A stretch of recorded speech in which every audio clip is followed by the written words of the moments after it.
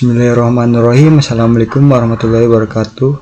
Perkenalkan, nama saya Muhammad Adrian. Saya dari Prodi Teknik Mesin 23. Yang terhormat kepada Ibu dosen Eli Sumarliah, SPMA PhD, yang kami hormati. Di sini saya akan mempresentasikan yang berjudul Strategi Operasional Global Manajemen Operasional dalam Lingkungan Internasional. Jadi kita nggak cuma bahas gimana cara bikin barang, tapi gimana cara perusahaan besar itu bisa menguasai pasar juga, pasar dunia dengan strategi yang cerdas. Langsung saja kita lihat contohnya.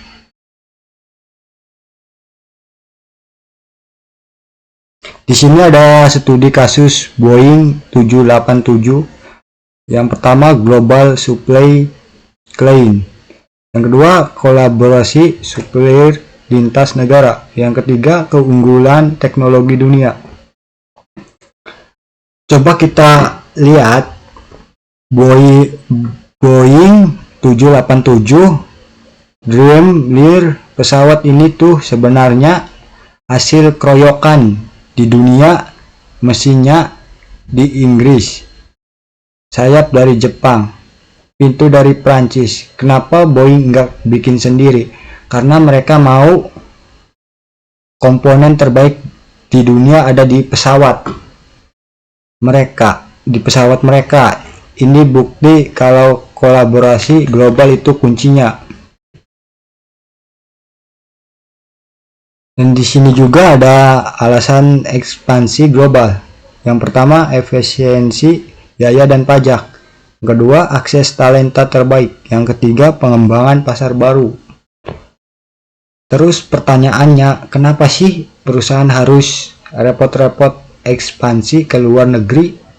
Intinya ada 3. Mereka mau biaya produksi lebih murah, kayak pajak atau upah. Mereka mau cari pasar baru biar makin untung. Dan yang paling penting, mereka mau dapat akses ke orang-orang pintar atau talenta global yang mungkin gak ada di negara asal mereka. Di sini juga ada etika dan budaya. Yang pertama ada adaptasi budaya lokal, yang kedua tanggung jawab sosial, yang ketiga standar upah dan lingkungan. Tapi yang nggak gampang juga, manajer itu punya tantangan berat pas masuk ke negara orang. Kita harus paham budaya mereka supaya nggak salah langkah. Selain itu ada tanggung jawab moral juga. Jangan sampai kita cuma cari untung tapi malah ngerusak lingkungan atau ngasih upah yang nggak layak buat pekerja di sana.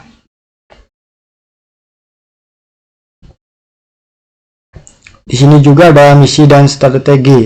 Yang pertama, tujuan dasar organisasi. Yang kedua, rencana aksi operasional. Yang ketiga, sinergi departemen. Biar bisa menang saing, kita punya 3 senjata. Pertama, differentiation, bikin produk yang unik kayak Disney. Kedua, cost leadership, jual barang murah tapi tetap berkualitas kayak Walmart. Atau yang ketiga, respons, seberapa cepat kita bisa memenuhi kemauan pelanggan yang berubah-ubah. Di sini juga ada keunggulan kompetitif. Yang pertama, diferensiasi produk. Yang kedua, kepemimpinan biaya rendah. Yang ketiga, respon cepat pelanggan.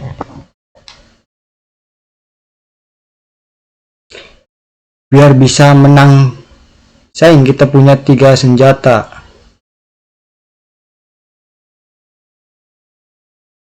Maaf, salah. Di materi kita ada 4 cara main di pasar global. Ada yang cuma ekspor, impor biasa, ada yang ngikutin selera lokal banget, sampai yang paling keren itu strategi transnasional. Strategi ini tuh pinter banget karena bisa efisien secara global tapi tetap berasa deket sama selera orang lokal di tiap negara.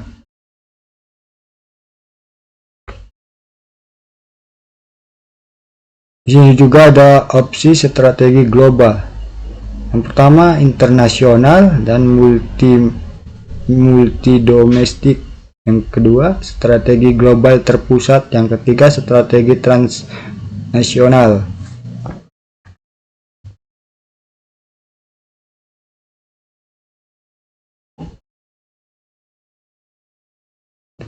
Tiap perusahaan pasti punya nyawa atau kompetensi inti. Contohnya Honda yang jago banget bikin mesin kecil yang awet, atau MC Donald yang jago di kecepatan penyajian. Kalau kita sudah tahu apa yang kita jago, kita fokus di situ biar lawan susah buat niru kita.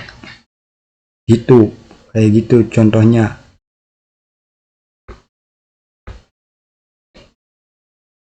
KSF dan kompetensi inti.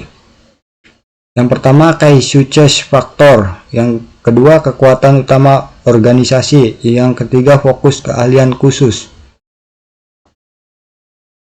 Zaman sekarang kita juga bisa pakai jasa pihak luar atau outsourcing buat ngerjain hal-hal yang bukan keahlian utama kita. Ini bagus buat efisiensi, tapi kita harus hati-hati memilih partnernya. Jangan sampai kontrol kualitas kita malah lepas dan produk kita jadi jelek gara-gara salah pilih orang.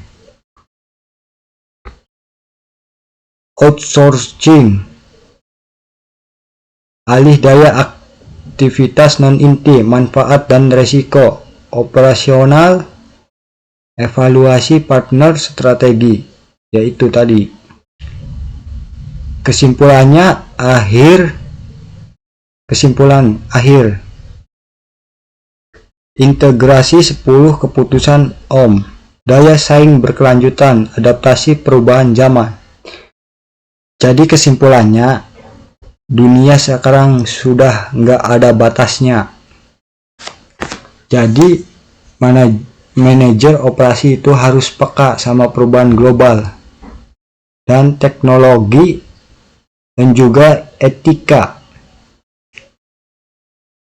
Kalau kita bisa nyatuin semuanya, perusahaan kita pasti punya daya saing yang kuat dan tahan lama. Oke, terima kasih dari saya.